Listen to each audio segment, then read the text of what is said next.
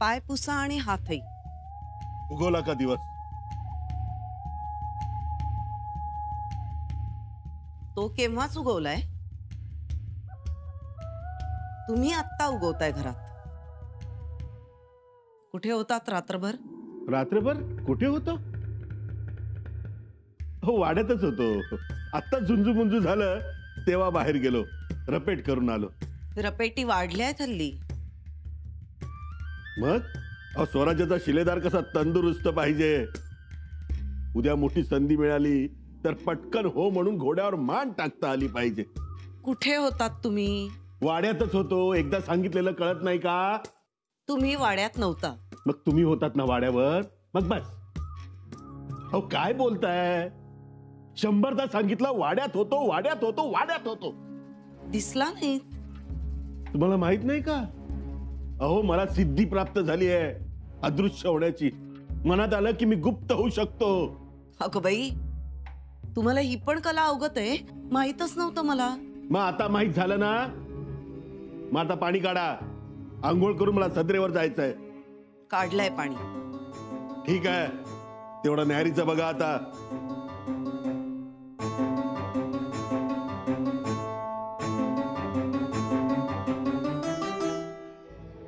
हो राव. काय? गडावर सगळं शांत शांत वाटतंय ना. होय की.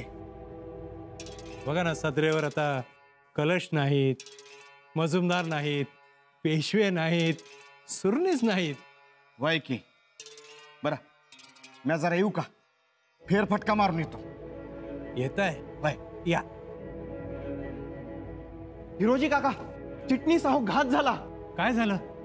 म्हणजे तुमच्यापर्यंत अजून खबर आलीच नाही. नाही. काय खबर काय आहे निळोजी पंत? अहो राजांवर विषप्रयोग झालाय.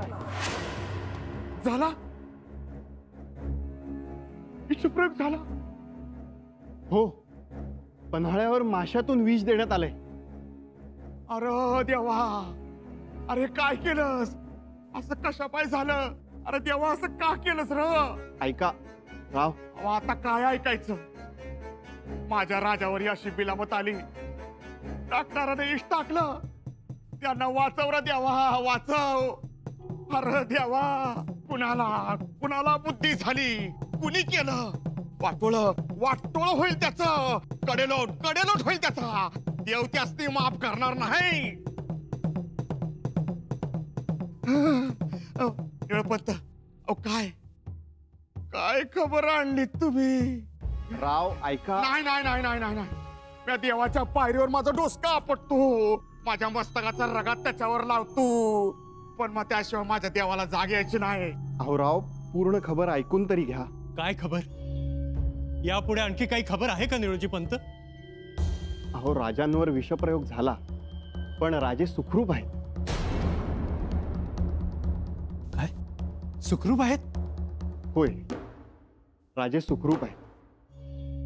आई भवानीच्या आशीर्वादाने ते वाचले. वाचलं? मग आधीच सांगायचं नाही का? आणि तुम्हाला ऐकून आनंद होईल, मारेकरी सापडलेत. सापडलं?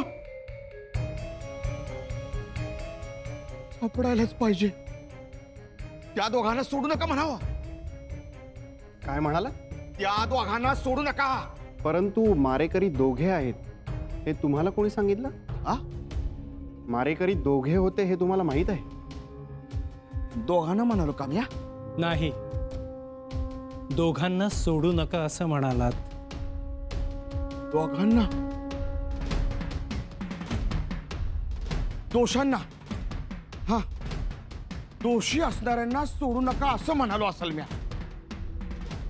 दोषींना सोडू नका, पण प्रथमदर्शनी दोघेच आहेत आणि अटकही केली आहे त्यांना. अटक होणारच, प्रश्नच नाही. आणि चौकशीही सुरू झाली. चौकशी सुरू झाली? वा वा वा. चौकशी सुरू झालीये.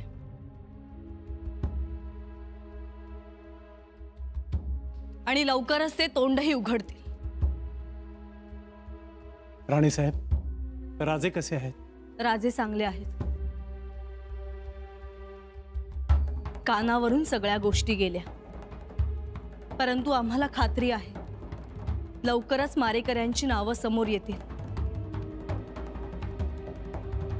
आणि ते लवकरच सूत्रधारांची नावंही सांगतील. वय फार बरं होईल. नावं समजली तर ते लोक राजांच्या हातून वाचतील असं वाटत नाही. नाहीच वाचायला पाहिजे. वाचणार नाही त्याची सर्वांनाच खात्री आहे. वय की मी जगदीश्वराला अभिषेक घालून येतो. माझा राजा वाचला. एकदा नाही, तिसऱ्यांदा राजे वाचलेत. आणि याचा अर्थ काय होतो? शत्रू निष्ठुर झालाय आणि निर्लज्जही. आणि बेफिकीर. म्हणूनच आता त्याला माफ केलं जाणार नाही.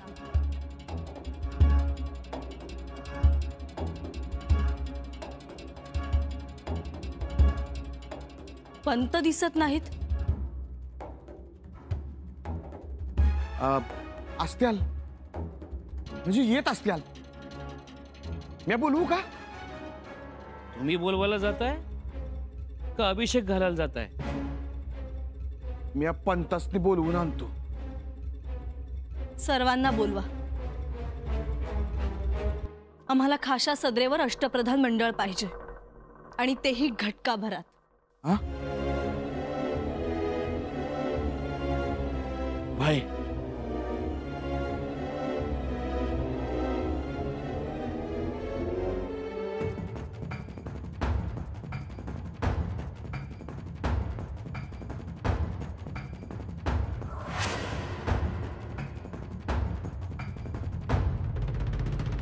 ऐकलं का आपण तर डाव फसला. अहो राजांचं नशीब बलवत्तर. यातलं एक खरं तर दुसरं खोटं. म्हणजे डाव फसला हे खरं, पण नशीब बलवत्तर हे खोटं. अहो असं कसं? नशीब बलवत्तर होतं म्हणून तर डाव फसला ना. तसं नाही हिरोजीराव. डाव फसू शकतात हे मी गृहीत धरणारा आहे. मी काय अंधारात तीर मारत नाही. अहो तुम्ही अंधारात तीर मारून बी निशाणा साधताय मला माहिती आहे. पण या वेळेला जमलेलं नाही ते. मला तर पस्तावल्यासारखंच वाटायला लागले. उद्या शंभूराजीच तर कळलं तर वय ते काहीही करणार नाही. अहो, कमाल झाली तुमची. हो हा किती सहजवारी बोलतायचा. सहजवारी नाही, जे पुढे घडणार आहे ते सांगतोय तुम्हाला. अहो काय सांगताय तुम्ही? अरे देवा, इथं तोंडचं पाणी पळालंय माझ्या. हा ती दोघं तर सूर्याजी आणि बापूजी एकदम गलथान माणसं निघाली बघा. 3 वेळाला पर्यत करून हाती काय धतूर आला तर काय बोलायचं मग? हा आणि एवढं होऊन मी गावलं. हो आता शंभूराजांच्या हातात ते सुटणार आहेत का? आणि ते वर का सोडत्याल? हा बघा बघा बघा, हे बघा कापर सुटायला सुरुवात झाली. हे बघा. अहो एवढे धास्तावून जाऊ नका. अहो म्या कशाला धास्तावतोय? हो लय किरकोळ माणसावर तुम्ही भरोसा ठेवला बघा. ही असली कुचकामी माणसंच अडचणीत आणतात. पण तो काही अडचणीत आणणार नाहीत. आणि त्याने तोंड वाढलं मग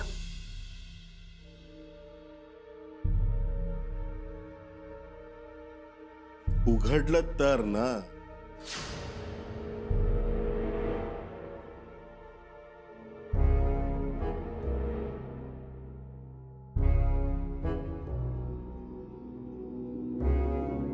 बापूजी, सूर्याजी, तू कवा आलास? पाऱ्यावर हाय. तुम्हासनी मुक्त कराय आलो या. कर बाबा लवकर. आता ज्योत्याजीनं राया पाणी लय हाल केले. कर मोकळं मोकळं कर.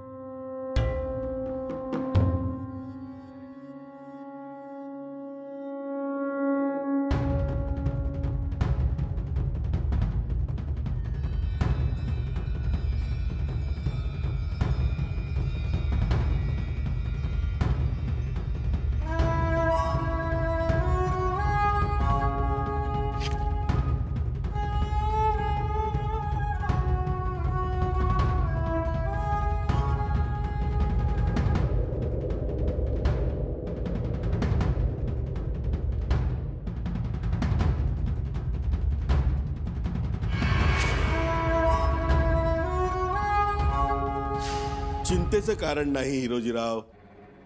हे सगळं योजनाबद्ध सुरू आहे. देव पावला, हे समजा गुप्त राहिलं पाहिजे बस. एकूण 24 माणसं काम करत आहेत आणि हे कार्य स्वराज्याच्या हिताचं आहे, हेही लक्षात घ्या. आणि आमच्याप्रमाणेच या सर्वांना शंभूराजे तख्तावर नकोत. आणि या सगळ्यात आमच्यापेक्षाही आघाडीवर आहेत ते त्र्यंबकजी भोसले.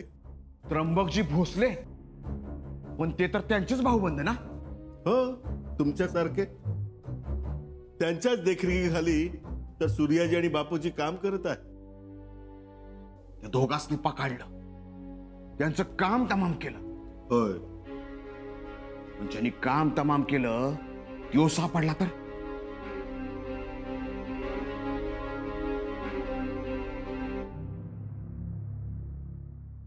तोही सापडणार नाही.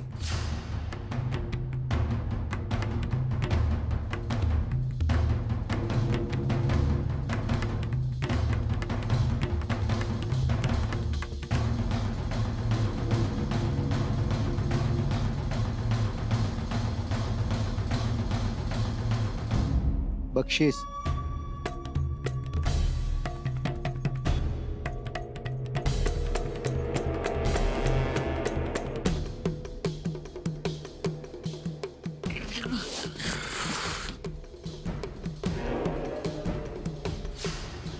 म्हणजे तोंड उघडणारा एक बी माणूस शिल्लक नाही.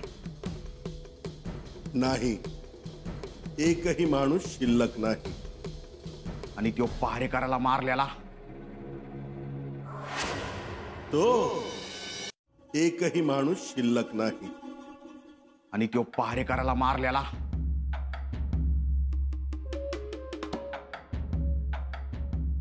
तो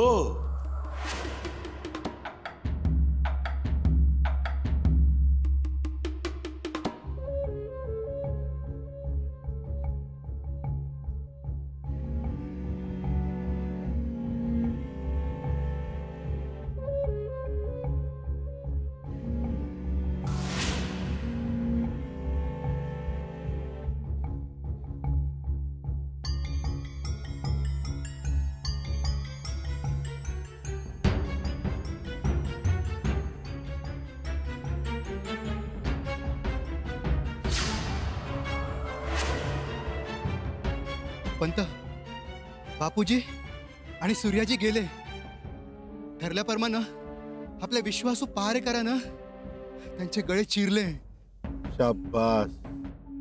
आणि त्याचा गळा? त्याचा गळा मी चिरला.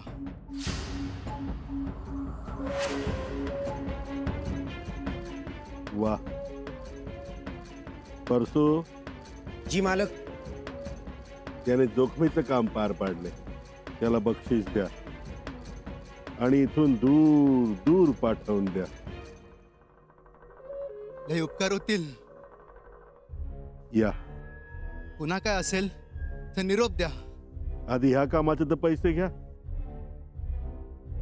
परसू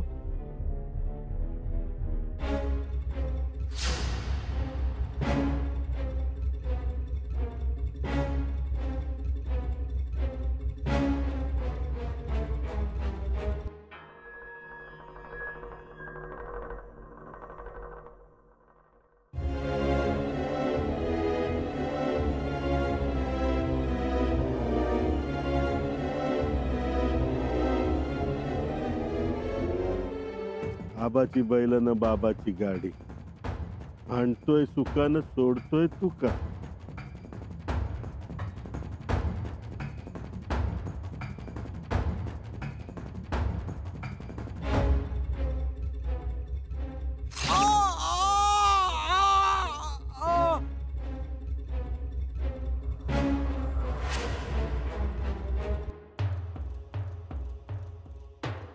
हे समजत तुम्हीच करू जाणं. धन्य आहे तुमची. धन्य आपल्या सगळ्यांचीच. तुम्हीही पाठीशी आहात हिरोजीराव. एवढी माणसं हातात हात घालून परिवर्तन आणत आहेत. बापूजी माळी, सूर्याजी निकम, त्र्यंबकजी भोसले, सोमाजी बंकी, अहो किती लोकांची नावं घ्यायची. राजमातोश्री ही आहेतच, त्या कितीही नाही नाही म्हणाल्या तरीही. आणि तुम्ही तर त्यांचे काका. वय वय बरं ऐकलं का, हे कुणासनी कळू देऊ नका. कळू द्यायचं नाही म्हणून तर हे निस्तारणं सुरू आहे.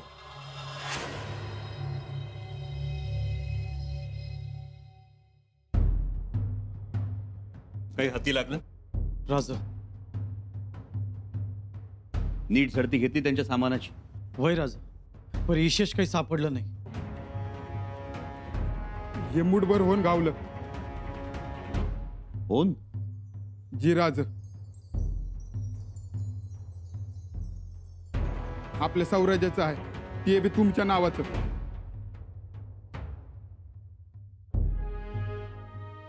म्हणजे आम्हाला मारण्यासाठी आमच्या मारेकऱ्यांना आमच्याच नावाचे आणि मुद्रेचे होन दिलेत. बघा ना, आणखी एक गोष्ट सापडली, रायगडाचा परवाना. पण रायगडाचे परवाने तर असूच शकतात त्यांच्याकडे. नाही राजू, 1-2 नाही तर 8-10. पन्हाळ्याला यायचे 3, कोकणात उतरायचे 2, गोव्याला जायचे 2 आणि रायगडावर यायचे असे परवाने सापडले. बघू.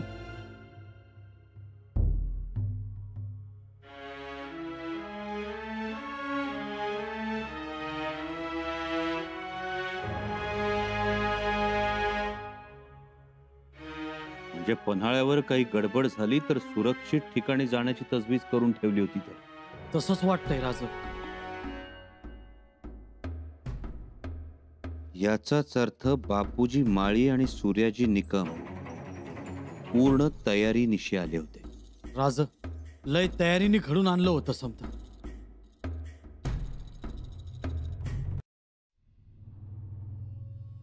बोला खंडूजी. राजे, पन्हाळगडावर येणाऱ्या जाणाऱ्यांच्या नोंदी बघितल्या, घेरे सरनाईकांची जबानीही घेतली, परंतु काहीच हाती लागलं नाही. कोणी संशयी? जी, काही माणसं सरदार रयत आली होती सरकारी कचेरीत, परंतु सज्जा कोठीपर्यंत कोणीच आलं नाही. नीट खात्री करून घेतली? जी राजे.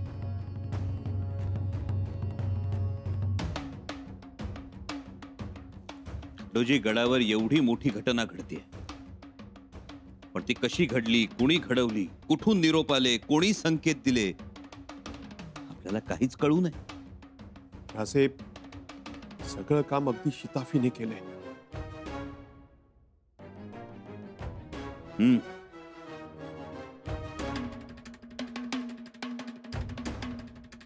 एक गोष्ट आमच्या लक्षात आली. आम्हाला जहराब देणारे बापूजी माळी आणि सूर्याजी निकम होते, पण त्यांचे गळे चिरणारा कोण होता? गडावरचा पहारेकरी मारला गेला तो कसा? याचाच अर्थ कोणीतरी निष्णात मारेकरी गडावर आला. कोण? तर शत्रूच्या गोटातून कोणी वेषांतर करून आला असता तर तो गडावर आला असता, पण सज्जा कोठीपर्यंत पोहोचू शकला नसता. मारेकरी सज्जा कोठीपर्यंत पोहोचला याचा अर्थ तो स्वराज्यातला असू शकतो. स्वराज्यातला आपला नाही राजे, सगळं अगदी काटेकोरपणे तपासलं. फक्त तुम्ही म्हणता तसं अखबार थैली घेऊन रायगडावरचा एक खबरी आला होता, परंतु तो आपला नेहमीचाच. काय म्हणाला? रायगडावरून अखबार थैली आली होती? शिराजे. खंडोजी, घेरे सरनाईकांकडे चौकशी करा. आम्हाला खात्री आहे अखबार थैली घेऊन येणारा माणूस हा नेहमीचा नव्हता, नसणार. रायगडावरून आलेली अखबार थैली कचेरीत जमा न होता आमच्या महाली सज्जा कोठीपर्यंत येते. याचा अर्थ एकच, या कटाचा माग जातोय तो रायगडावर.